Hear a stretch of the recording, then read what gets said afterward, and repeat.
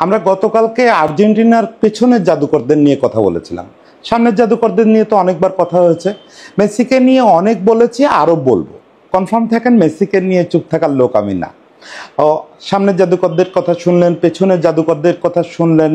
আর্জেন্টিনার এই যে সর্বজয়ী হয়ে ওঠা, আমি এটাকে আসলে একটা মানে হিসাবে দেখতে চাই, একটা ইতিহাস হিসাবে দেখতে চাই। এই ইতিহাসটার আমি প্রত্যেকটা পর্ব আলাদা আলাদা করে দেখতে চাই যে কিভাবে হলো। তো সেখানে আমরা অনেকগুলো ব্যাক এন্ড স্টাফদের গল্প শুনলাম, ফ্রন্ট এন্ড স্টাফদের গল্প শুনলাম, কিন্তু সবাই যাকে ম্যাজিশিয়ান বলেন, ইএসপিএনের ভাষায় যে ম্যান উইথ ম্যাজিক ওয়ান্ড, সেই লোকটার কথা এখনো বলা হয় নাই। মানে দু চারবার তো নাম উচ্চারণ হয়েছেই, কিন্তু তার সম্পর্কে বিস্তারিত আমরা বলি নাই। আমরা আজকে লিওনেল স্কালোনির কথা বলবো। লিওনেল স্কালোনি, এই লোকটা কে? আমি যদি আপনারে 2018 সালে ফিরে যাইতে বলি, একটু বুকে হাত দিয়ে বলেন তো আপনার কয়জন লিওনেল স্কালোনির নাম জানতেন? আমি জানতাম না, ফ্রাঙ্কলি স্পিকিং আমি জানতাম না। আমি এত বছর ধরে স্পোর্টস করি, যদিও ক্রিকেটই বেশিরভাগ সময় করেছি, কিন্তু ফুটবলও একবারে কম করেছি বা কম ফলো করেছি তা না। কিন্তু আমি স্কালোনির নাম জানতাম না। স্কালোনি 2006 বিশ্বকাপ খেলেছেন, মেসির সতীর্থ ছিলেন, সবই ঠিক আছে। কোনো এক ম্যাচে, এক বা দুই ম্যাচে জানেত্তির বিকল্প হিসেবে মাঠে নেমেছিলেন, এগুলো সব পড়ে জানি। এখন দেখি ছবিতে যে স্কালোনি ছিলেন। ওরকমই স্কালোনির জীবনটা এরকমই, যে কেউ আসলে খেয়াল করতো না। ওই যে আমি কথায় কথায় বলি যে এই স্কালোনির যে প্লেয়িং রোলটা ছিল, সেই প্লেয়িং রোলটা হচ্ছে আপনার খানিকটা ডিফেন্সিভ মিডফিল্ডারের। কখনো কখনো মিডফিল্ডেও খেলেছেন, কিন্তু বেশিরভাগ সময় ডিফেন্সিভ মিডফিল্ডারের। তো ডিফেন্সিভ মিডফিল্ডারদের জীবনই এরকম। রবীন্দ্রনাথ যাদের ব্যাপারে বলছেন যে করণিক, কালির দোয়াত উল্টায় না পড়া পর্যন্ত খেয়াল করা যায় না, সে আসলে ছিল। এরকম ক্যারেক্টার আপনি পাবেন হ্যাভিয়ের মাস্টেরানো বা এরকম অনেক ক্যারেক্টার পাবেন, জাভি আলোনসো, যারা আসলে চোখে পড়ে না, মাঠে থাকে, খেলে, তারকা হয় না। তো সেটার সবচেয়ে প্রকৃষ্ট উদাহরণ হচ্ছেন স্কালোনি। কোনোদিন কোথাও চোখে পড়েন না। আর্জেন্টিনার ছোট্ট একটা গ্রামে জন্ম, বুয়েন্স আয়ার্স বা এরকম বড় কোনো সিটিতে জন্ম না। একটা ব্যাপার যে মেসির মতো তারও শুরুটা হয়েছিল নিউয়েল ওল্ড বয়েজ থেকে। তারপরে সে একেবারে বাচ্চা থাকতেই, মেসির মতো বাচ্চা থাকতেই 6-7-এ পড়া অবস্থায় স্পেনে চলে গেলেন।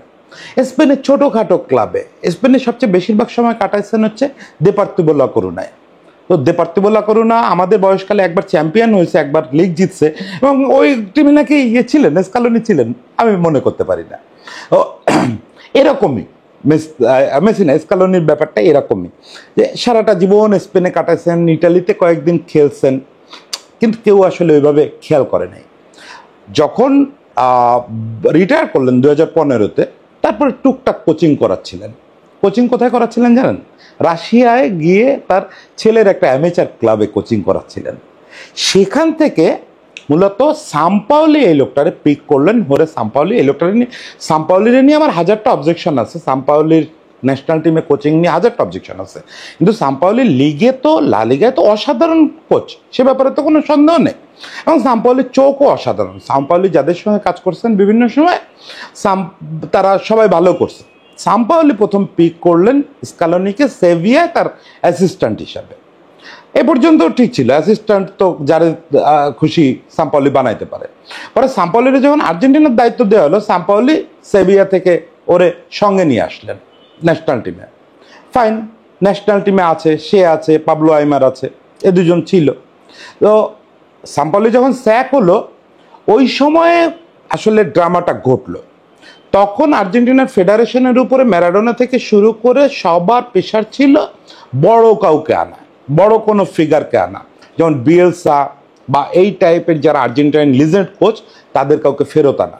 কারণ আর্জেন্টিনা দীর্ঘ ট্রফি খরায় ভুগতেছে, কিচ্ছু জিততে পারতেছে না, এরকম একটা অবস্থা। সবচেয়ে বড় কথা, ছন্ন ছাড়া একটা অবস্থা, কেউ গোছাইতেই পারতেছে না টিমটাকে।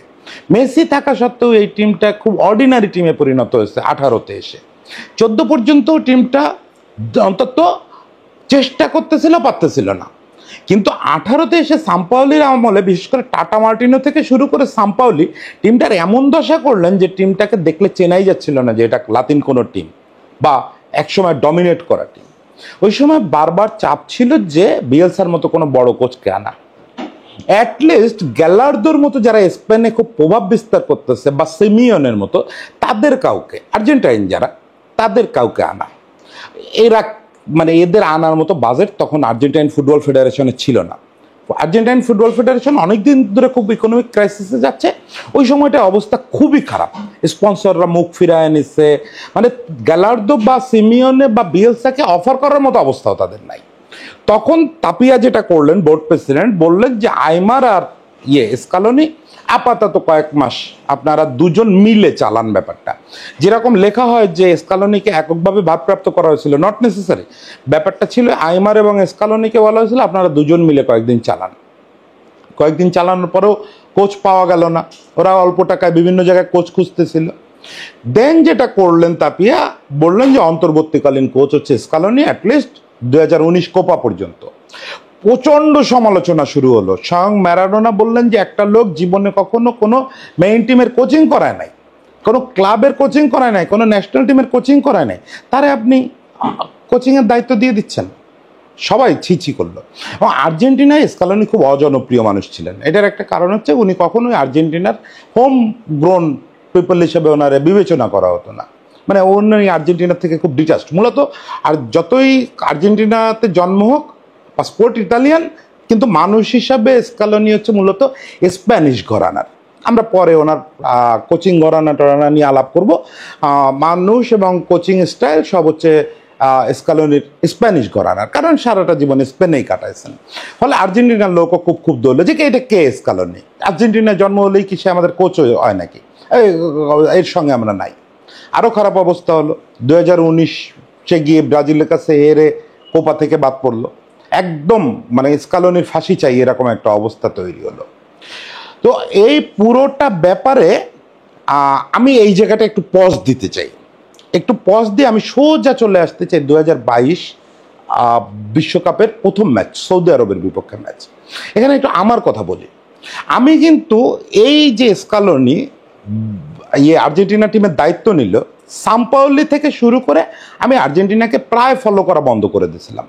তারপরেও কোপার মতো টুর্নামেন্ট হলে তো একটু দেখতে হয়, কিন্তু আমার কখনো বেঞ্চে এই লোকটার দিকে চোখও যায় নাই যে এই লোক আর্জেন্টিনা কোচিং করাচ্ছে। আর্জেন্টিনার কোচ মানে কি হাই প্রোফাইল ব্যাপার সবসময়, বিয়েলসা, তারপরে ম্যারাডোনা, অ্যাটলিস্ট লোক তো high profile, Sampaoli high profile, সবাই হাই প্রোফাইল, টাটা মার্টিনো সবাই হাই প্রোফাইল।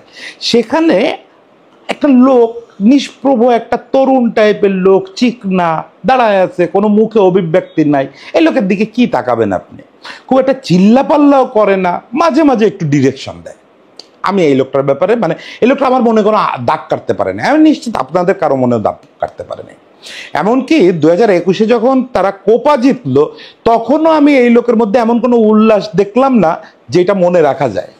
মানে 2019 ওই হার বা 2021 সাফল্য, 2021 28 বছর পরে আর্জেন্টিনা কোনো ট্রফি জিতলো, কিন্তু এর মধ্যে কোনো অভিব্যক্তি নাই। সে স্বাভাবিকভাবে আইমারের সঙ্গে একটু কোলাকুলি করলো, ওয়াল্টার স্যামুয়েলসের সঙ্গে একটু কোলাকুলি করলো, করে সে তার কাজ শুরু করে দিল।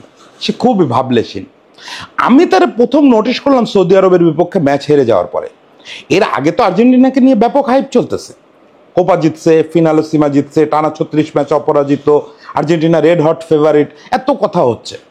এই কথাগুলো হচ্ছে মূলত স্কালোনির বেস করে। ততদিনে কিন্তু স্কালোনি একটা গুরুত্বপূর্ণ ক্যারেক্টারে পরিণত হয়ে গেছেন, লোকে তার পাত্তা দিক বা না দিক। কিন্তু মুশকিলটা হলো যখন সৌদির বিপক্ষে আর্জেন্টিনা হেরে গেল, তখন এই লোকটার অনেকক্ষণ ক্যামেরায় ধরে রাখলো। এই প্রথম আমি লোকটার মুখে কোনো অভিব্যক্তি দেখলাম, মানে সেই অভিব্যক্তিটা হাসি বা কান্না না, খুব অবিশ্বাসের একটা ভঙ্গি নিয়ে মাঠের দিকে তাকায় রয়েছে। মানে একটা হয় না যে মানে নিজের তৈরি করা সব কিছু, সেই জিনিসটা চোখের সামনে যদি ভাঙে পড়ে একটা অবিশ্বাস তৈরি হয় যে তাহলে আমি যে 36 ম্যাচ ধরে অপরাজিত ছিলাম এটা কি মিথ্যা? আমি যে কোপা জিতলাম, ফিনালো সীমা জিতলাম, এটা কি মিথ্যা? ও এই যে ফিলিংটা নিয়ে সে হতভম্ব হয়ে তাকায় ছিল, এইটা আমার খুব করলো যে এই লোকটা নিজের উপরে মানে আর বিশ্বাস রাখতে পারতেছে না নাকি। কিন্তু পরদিন থেকে দেখলাম, পরের ম্যাচ থেকে দেখলাম যে এই লোকটা আসলে সেই লোক যে আপনাকে সর্বকালের সেরা বানাইতে আসছে, যে আপনাকে বিশ্ব সেরা বানাইতে আসছে। এরপর থেকে স্কালোনি কি করছেন সেটা নিয়ে আসলে মহাকাব্য করা যাবে। আমি শুধু বলতে চাই যে 22-এ যখন বিশ্বকাপ ফাইনালটা জিতলো, তারপরে প্রথম আমি দেখলাম এই লোকটা কোনো আবেগ দেখালেন, হাউমাউ করে কেঁদে দিল, হাউমাউ করে কেঁদে দিল। ওই কান্নার ভিতরে সব জবাব ছিল। ম্যারাডোনা যে গালিগালাজ করছিলেন, আর্জেন্টিনার মিডিয়া যে তুচ্ছতাচ্ছিল্য করছিল, আর্জেন্টিনার লোকেরা যে তারে ছুঁড়ে ফেলতে বলছিল, এই সব কিছুর জবাব ওই কান্নার ভিতরে ছিল, যে আমিও পারি, আমিই পারি, আমিও পারি না, আমিই পারি। স্কালোনির কোচিং স্টাইল বা টেকনিক্যাল দিক নিয়ে আমি আলোচনা করতে পারবো না, কারণ আমি ফুটবলের টেকনিক খুব একটা বুঝি না। কিন্তু স্কালোনি কিভাবে সফল হয়েছেন এই ব্যাপারে আমার নিজস্ব কিছু আন্ডারস্ট্যান্ডিং আছে। যদি একেবারে মাঠের খেলার কথা বলেন, তাহলে আমার কয়েকটা জিনিস মনে হয়েছে যে এই লোকটার কোনো ইগো নেই। এই লোকটা কোনো খেলোয়াড়ের ব্যাপারে ইগো ধরে রাখে না। যেমন তার বিশ্বকাপের আগে রেগুলার স্টার্টার ছিল লাউতারো মার্টিনেজ। বিশ্বকাপে যখন সে নেট মিস করতে থাকলো, তখন সে রেগুলার স্টার্টার করে ফেললো জুলিয়ান আলভারেজকে। সে এসে পাইছে ওটামেন্ডিরে একটা ব্যর্থ খেলোয়াড় হিসাবে, সে ওটামেন্ডিরে বাদ দিয়ে জুনিয়রদের হাতে দিছে, লিসান্দ্রো মার্টিনেজ বা রোমেরোরে দিছে। আবার যখন দরকার সে ওটামেন্ডির ভিতর থেকে বেস্টটা বের করে নিয়ে আসছে। ওটামেন্ডিরে কিন্তু আবার সে ইউজও করছে। ডিমারিয়ারে কখনো বসাইছে, কখনো প্রয়োজন হলে উইংয়ে ভয়াবহ আক্রমণের দরকার হলে ডিমারিয়ারে ইউজ করছে। সবচেয়ে যে চেঞ্জটা আছে সেটা হচ্ছে, একদম আপনি যদি ম্যারাডোনা থেকে শুরু করে সাম্পাওলি পর্যন্ত দেখেন, সব কোচের প্রধান অস্ত্র ছিল মেসি নির্ভরতা। মানে মেসি খেলে দিবে, বাকিরা আউটপুট নেবে। এই যে আজগুবি পলিসি, এই আজগুবি পলিসি থেকে সে বেরোয় আসলো। সে পেপ গার্দিওলা, তার প্রিয় কোচ পেপ গার্দিওলার স্টাইলে গেল, যে মেসি নির্ভরতা না, ব্যাপারটা হবে হচ্ছে তোমরা এমন খেলবে যে মেসি নির্ভর হয়ে যাবে, মেসি তোমাদের উপর নির্ভর করবে। মেসি বলে মাঠে কেউ আছে এটা মনে রাখারই দরকার নেই, just do it for Messi. মনে করো মেসি সাইড লাইনে বসা, এখন মেসির জন্য খেলো। এই যে ব্যাপারটা সে ছড়ায় দিতে পারলো, এর ফলে কি হলো, মেসি একদম ফ্রি হয়ে গেল। মানে মেসির জীবনে জাতীয় দলের হয়ে মেসি এত ওপেন মাইন্ডেড কখনো হতে পারে নাই। মেসিকে সবসময় দলকে বহন করতে হয়েছে। কিন্তু সাম্পাওলি পুরো হোমওয়ার্ক করে দেখলেন যে মেসিকে আসলে ফ্রি করে দিতে হবে, তাকে এই প্রেশারলেস করতে হবে। সেটার জন্য কি করতে হবে, প্রত্যেককে যার যার বেস্ট পারফর্ম করতে হবে, প্রত্যেককে দায়িত্ব নিতে হবে, প্রত্যেককে বলতে হবে যে লিও তুমি বসো, তুমি কিছু খেলো বা না খেলো, আমরা তোমার ওই খেলে দিব। আপনারা কোপার ফাইনালে সেটা দেখলেন যে মেসি উঠে যাওয়ার পরেও এই যে Nico Gonzalez, Celso, Lo Celso বা আলভারেজরা বা লাউতারো মার্টিনেজরা কি করলো, মানে মেসি ছাড়াও তারা চলতে পারে, মেসির জন্য চলতে পারে। এই যে ব্যাপারটা এস্টাবলিশ করার টিমে, এইটা বিরাট একটা ব্যাপার ছিল। মেসিকে নির্ভর করে দেওয়ার এই যে প্রক্রিয়াটাই, এটা হচ্ছে আমি বলবো লিওনেল স্কালোনির বেস্ট আবিষ্কার। এটা হচ্ছে অনফিল্ড কথা। অনফিল্ড আর দুটো জিনিস আমার খুব চোখে পড়ছে, সেটা হচ্ছে অন্যরা যেভাবে ভাবে, সারা পৃথিবীর কোচরা যেভাবে ভাবে, স্কালোনি একটু অন্যভাবে ভাবেন। আমি ছোট দুটো উদাহরণ দিই, বিশ্বকাপের ম্যাচ দিয়ে উদাহরণ দিই, না একটা বিশ্বকাপ থেকে দেই, একটা এই কোপা থেকে দেই। আপনি ফ্রান্সের বিপক্ষে ফাইনালটা দেখেন, সবাই এমবাপ্পে এমবাপ্পে করে পাগল ছিল ম্যাচের আগে। স্কালোনি কি করলেন, স্কালোনি হচ্ছে গ্রিজম্যানরে আটকায় দিলেন, এমবাপ্পে তুমি তোমার মতো খেলো। কারণ এমবাপ্পে নিজে কখনো নিচে নেমে বল কালেক্ট করবে না। এই যে জিনিসটা উনি অবজার্ভ করছেন, যে এমবাপ্পে নিজে বল কালেক্ট করবে না, এবং এমবাপ্পেকে জিরু বা অন্য কেউ, অন্য কোনো ফরওয়ার্ড বল দেবে না। কারণ ওদের ভিতরে একটা ইগোইস্টিক সমস্যা আছে, ওরা প্রত্যেকে গোল করতে চায়, জিরুও গোল করতে চায়, এমবাপ্পেও গোল করতে চায়। এখন ওদের ভিতরে নিজেদের ভিতরে দেয়া নেয়া নাই। আছে কি তাহলে, অ্যান্তোনিও গ্রিজম্যান। গ্রিজম্যান হচ্ছে একদিকে এমবাপ্পেকে থ্রু বল দেয়, আর একদিকে ইয়েকে জিরুকে বল দেয়। এখন আপনি যদি গ্রিজম্যানকে আটকায় দিতে পারেন, তাহলে ফরওয়ার্ড লাইনে বলই যাবে না। এমবাপ্পে যে থ্রু একটা বল নিয়ে দৌড় দিবে ওই ট্রেনের মতো, এক্সপ্রেস ট্রেনের মতো, ওইটা হবে না, আপনি জিরুরে আটকায় দেন। ঠিক তাই করলো স্কালোনি। 80 মিনিট পর্যন্ত ফ্রান্স মাঠ থেকে নাই হয়ে গেল এই একটা কাজে, একটা ছোট্ট কাজ করলো, আর ডিমারিয়ার উইং চেঞ্জ করলো। এই দুটো ছোট মুভে ফ্রান্স নাই হয়ে গেল। যদিও দেশম এটা দারুণ জবাব দিচ্ছেন, খোদ গ্রিজম্যানরে মাঠ থেকে তুলে নিয়ে গেছেন, ফলে আবার এমবাপ্পে বল পাচ্ছিল। সেইটা আলাদা আলোচনা, সেটা দেশম বনাম স্কালোনি একটা ক্লাসিক ইসের লড়াই হয়েছে, মানে কৌশলের লড়াই হয়েছে। কিন্তু স্কালোনি যে কায়দায় 80 মিনিট পর্যন্ত ফ্রান্সকে ডমিনেট করছিলেন, সেটা মাথায় রাখেন যে দিস ইজ স্কালোনি। ও আরেকটা ব্যাপার হচ্ছে যে দেখেন, যখন কলম্বিয়ার বিপক্ষে ফাইনাল খেলতে নামলো, সবাই জানতো ওরা ফিজিক্যাল ফুটবল খেলবে, পিটাবে। আর স্কালোনি কি করলেন, মেসি ছাড়া মোটামুটি ফিজিক্যালি এটা জবাব দিতে পারে এরকম খেলোয়াড়দেরই মাঠে রাখার চেষ্টা করলেন। এবং মেসি উঠে যাওয়ার পরে নিকো গঞ্জালেসকে নামালেন। মানে সবাই যেন ফিজিক্যাল অ্যাবেল থাকে। এবং আপনি দেখবেন যে ডিপল এই কোপা জুড়ে যে পরিমাণে ডিস্ট্রিবিউশনের কাজ করছে, ওই ম্যাচে ফাইনালে অত ডিস্ট্রিবিউশনের কাজ করে নাই, ও মূলত ফিজিক্যাল গেমে গেছে। মানে এই যে কলম্বিয়ার ফিজিক্যাল গেমের জবাব ফিজিক্যাল গেম দিয়েই দিতে হবে, এই ব্যাপারটা হচ্ছে স্কালোনির ব্যাপার, যে যার বিপক্ষে খেলবো আমি তারে আটকানোর মতো করে খেলবো। মেক্সিকো মিডফিল্ডের দখল চায়, ওকে, মেক্সিকোকে মিডফিল্ডের দখল ছেড়ে দাও, তারপর কাউন্টার অ্যাটাকে গোল করো, নিজেরা ডিফেন্স লাইনে চলে আসো, কাউন্টার অ্যাটাকে গোল করো। মানে যার বিপক্ষে যেটা খেললে রেজাল্ট আসবে, এটা হচ্ছে তার কৌশলগত ব্যাপার। এটা আরও ভালো বলতে পারবেন যারা রেগুলার কৌশল নিয়ে আলোচনা করেন, কৌশল করেন। এই মোটামুটি স্কালোনির কৌশলগত আমার কাছে যে দুটো জিনিস মাথায় আসছে। আর যেটা বললাম সবচেয়ে বড় ব্যাপার মেসিকে নির্ভর করে দেওয়াটা, এটা হচ্ছে তার বড় অ্যাচিভমেন্ট, এবং এইগুলো মেলায় একটা অসাধারণ আউটপুট পাইছে। আরেকটা জিনিস যেটা বলতেছিলাম যে তার ইগোটা নাই আসলে তার। দেখেন সে যাদের সঙ্গে খেলতেছে, মেসি সুপারস্টার, সর্বকালের সেরা তারকা, ডিমারিয়া সেও সর্বকালের সেরাদের একজন। তার যে কোচিং স্টাফ, তার ভিতরে 3জন লিজেন্ড আছে, পাবলো আইমার, রবার্তো আয়লা, ওয়াল্টার স্যামুয়েলস, যারা কিনা স্কালোনি নিজেরই সিনিয়র সতীর্থ। মানে স্কালোনি যে দলে খেলতো ওই দলে সুপারস্টার ছিল। এই যে লোকগুলার ম্যানেজ করা, এই লোকগুলার ম্যানেজ করতে গেলে খুব ইগোলেস হতে হয়। আপনি স্যামুয়েলসের যদি ঝাড়ি দেন, স্যামুয়েলস আপনার যতই অ্যাসিস্ট্যান্ট হন, স্যামুয়েলস কিন্তু কালকে থেকে আপনার পাশে নাও থাকতে পারে। কিন্তু আপনি দেখছেন এদের ভিতর বন্ডিংটা, যখন জাতীয় সঙ্গীত হয় সবাই পরস্পরের কাঁধে হাত দিয়ে দাঁড়ায় থাকে, যখন পেনাল্টি শুট হয় পরস্পরের জড়ায় ধরে দাঁড়ায় থাকে, একটা গোল হইলে এরা একজন আরেকজন শক্ত করে জড়ায় ধরে। আইমার, আয়লা, স্যামুয়েলস একবারও ফিল করেন যে এটা একটা জুনিয়র ছেলে, এ আমাদের সঙ্গে ছিল অখ্যাত ছেলে। মেসি গিয়ে যখন জড়ায় ধরে তখন মনে হয় না যে মেসির তুলনায় এই লোকটা কিচ্ছু না, তারপরেও মেসি তারে রেসপেক্ট দিচ্ছে, ডিমারিয়া তারে রেসপেক্ট দিচ্ছে। এটা অ্যাচিভ করতে হয়, এটা অ্যাচিভ করতে নিজের ইগোটা ঝেড়ে ফেলতে হয়। আপনি যখন এদের সম্মান দেন তখন এরা আপনাকে সম্মান দেয়। এই ব্যাপারটা হচ্ছে লিওনেল স্কালোনির আরেকটা অসাধারণ ব্যাপার। তো মোটামুটি স্কালোনি সম্পর্কে আমার যা বলার ছিল বলে ফেলছি। না, যা বলার ছিল সব তো আর একদিনে বলা হয় না, আরও কোনো দিন হয়তো বলবো, আরও বড় করে বলবো। তো এখন স্কালোনি বিশ্বকাপের পরেই দায়িত্ব ছেড়ে দিবেন এরকম একটা অবস্থা ছিল। তাপিয়ার সঙ্গে মাঝে একটু তার ঝামেলাও হয়েছিল, সেগুলো মিটে গেছে। অন্তত কোপার পরে তার হাসতে হাসতে বলা একটা কথা শুনলাম যে সবাই বলতেছে 2 বছরের জন্য থাকো, ফেডারেশন আমাদের 2 বছরের চুক্তি অফার করছে, আমি তো চাই ফেডারেশন আমার 15 বছরের চুক্তি অফার করুক। মজা করে বলছেন, 15 বছর তার উনি এখানে থাকবেন না। যতদূর শুনতে পাচ্ছি স্পেন ওনার ব্যাপারে খুব আগ্রহী, বিশ্বকাপের পরে হয়তো স্পেন ন্যাশনাল টিমেরও দায়িত্ব নিতে পারেন। সেটা যাই হোক, কিন্তু 2026 পর্যন্ত তো আপনি আছেন স্কালোনি, আপনার কাছে ছোট দুটো আবদার আছে। এতদিন দেখেন আমার বন্ধু রাজীব হাসান বিশ্বকাপের সময় লিখছিল যে আর 3টা ম্যাচ যাইতে দেন, আমরা ডিফেন্সিভ ফুটবল খেলে বিশ্বকাপ জিতি, তারপরে আপনাদের বিউটিটা দেখাবো।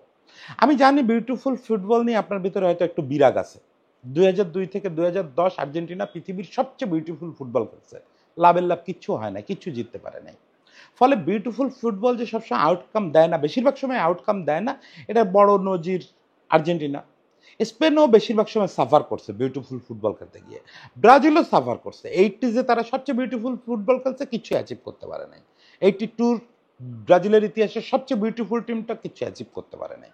তাই বলে বিউটিফুল ফুটবলকে ছুঁড়ে ফেলা যাবে না ভাই, কোনোভাবেই ছুঁড়ে ফেলা যাবে না। আপনি টানা 4টা ট্রফি জিতে ফেলছেন, 2টো কোপা জিতছেন, একটা বিশ্বকাপ জিতছেন, একটা ফিনালোসিমা জিতছেন, সব ঠিক থাকলে আরও একটা 2টো ট্রফি জিতবেন। এখন আর আপনার কিসের ভয়? এখন সব ম্যাচে মানে বেশিরভাগ ম্যাচে ওই মানে কি বলে কার্যকরী ফুটবল খেলাটা আর আশা করি না। এখন আমি আপনারে চিনি, আপনি অ্যাটাকিং ফুটবলের মারাত্মক ভক্ত। আপনার প্রিয় কোচ আনচেলত্তি, আপনার প্রিয় কোচ পেপ গার্দিওলা, আপনি এদের সম্পর্কে প্রায় বলেন। ও আপনি শুধু কার্যকরী ফুটবলে আর আটকে থাকেন না, এখন মাঝে মাঝে আমাদের একটু বিউটি দেখতে দেন। আপনি তো সেই 2006 টিমের সদস্য ছিলেন যারা 36 পাসে গোল করছিল, ফলে জানেন বিউটিফুল ফুটবল। এবং আপনার সঙ্গীতের কাছ থেকে, আপনার টিমের কাছ থেকে মাঝে মাঝে আমরা দেখছি সুন্দর পাসিং ফুটবল, সুন্দর বিল্ড আপ, এগুলো আমরা দেখছি আপনার এই টিমের কাছ থেকে। আর লেসোলসো আছে, মেসি আছে, তারপরে আলভারেজ আছে, দিকে আছে, ডিপল আছে, এরা তো সব ক্রিয়েটিভ খেলোয়াড়। সুন্দর পাসিং ফুটবল এদের দিয়ে সম্ভব, তো একটু দেখান না, সেটাই কন্টিনিউ করেন। এবং একটা জিনিস, যে আপনার সবচেয়ে প্রিয় বন্ধু হচ্ছে স্পেনের কোচ ফুরিয়েন্তে, তো ফুরিয়েন্তে কিন্তু এবার দেখাচ্ছেন যে কার্যকরী পাসিং ফুটবল খেললে জেতা সম্ভব, কার্যকরী পাসিং ফুটবল খেলে উনি ইউরো জিতছেন। তো প্রিয় বন্ধুর সঙ্গে একটু আলাপ করেন, আপনার সবচেয়ে প্রিয় মানুষ ফুরিয়েন্তে, ফুরিয়েন্তের সঙ্গে মিলে স্পেন আর আর্জেন্টিনা মিলে পৃথিবীর একটা সুন্দর ফুটবল উপহার দেন, তাহলে এই পৃথিবী ধন্য হবে। আর শেষ রিকোয়েস্ট ভাই, এটা টেকনিক্যাল রিকোয়েস্ট, যে 1 গোল 2 গোলের লিড ধরে রাখার জন্য বাস পার্ক করেন না, এটা মরিনোরে মানায়, আপনারে মানায় না। এবং এইটা করতে গিয়ে আমি স্ট্যাটিস্টিক্স নিয়ে বসছিলাম, অনেক দেখলাম, আপনি 60টা ম্যাচে গত এই আপনার এই 3 বছরের দায়িত্বকালে 60টা ম্যাচে আপনি নকআউট পর্বে 60টা ম্যাচে আপনি লিড ধরে রাখতে ব্যর্থ হয়ে ইয়েতে ম্যাচ ড্র করছেন এবং ইয়েতে গেছেন, পেনাল্টিতে গেছেন। তো এইটা কিন্তু আপনার জন্য ভালো পরিসংখ্যান না। একটা বড় কোচ 60টা ম্যাচে লিড ধরে রাখতে ব্যর্থ হবে, এটা কিন্তু খারাপ। ফলে এই জায়গাটা আমার ধারণা আপনার একটু ভাবার সুযোগ আছে, লিওনেলের স্কালোনির একটু ভাবার সুযোগ আছে যে আসলেই কি আমরা এইভাবেই চলবো কিনা। লিড ধরে রাখার জন্য বাস পার্কিং করা, এটা bad theory. Attack is the best defence, এটা আপনি আমার চেয়ে 780 গুণ ভালো বোঝেন। ফলে এই জায়গাটা কিছু একটা করেন, কারণ আর্জেন্টিনা বারবার লিড ধরে রাখতে ব্যর্থ হচ্ছে, ফ্রান্সের বিপক্ষে হয়েছে, সবসময় হচ্ছে, লিড ধরে রাখতে ব্যর্থ হচ্ছে, শেষ 2-3 মিনিটেও লিড হারায় ফেলতেছে, এটা খারাপ ব্যাপার। ইভেন কলম্বিয়ার বিপক্ষে ওই দিন লিড ছিল বোধহয় মাত্র 3 মিনিট, ওই 3 মিনিটেও মনে হচ্ছিল কলম্বিয়া গোল দিয়ে দিতে পারে, এরকম পরিস্থিতি হয়েছিল, আর্জেন্টিনা অ্যাটাক বন্ধ করে দিয়েছিল। তো যাই হোক, মানে লিওনেল স্কালোনি সমালোচনা করতেছে অপদার্থ দেবব্রত মুখোপাধ্যায়, এর চেয়ে বড় হাস্যকর ব্যাপার এই পৃথিবীতে নাই। এই লোকটারে শুধু সেলুটই জানানো যায়, ভক্তিই জানানো যায়, সেই সেলুট আর ভক্তি জানায় শেষ করতেছি। লিওনেল, আপনি আরো থাকেন, 15 বছরই থাকেন, আর্জেন্টিনাকে দিয়ে যান, শুধু দিয়ে যান। আর যদি কিছু নাও দিতে পারেন, আমরা আপনার পাশে আছি, আমরা সারা পৃথিবীর আর্জেন্টিনা ভক্তরা আপনার পাশে আছি। সবাইকে ভালোবাসা, সবাই ভালো থাকবেন।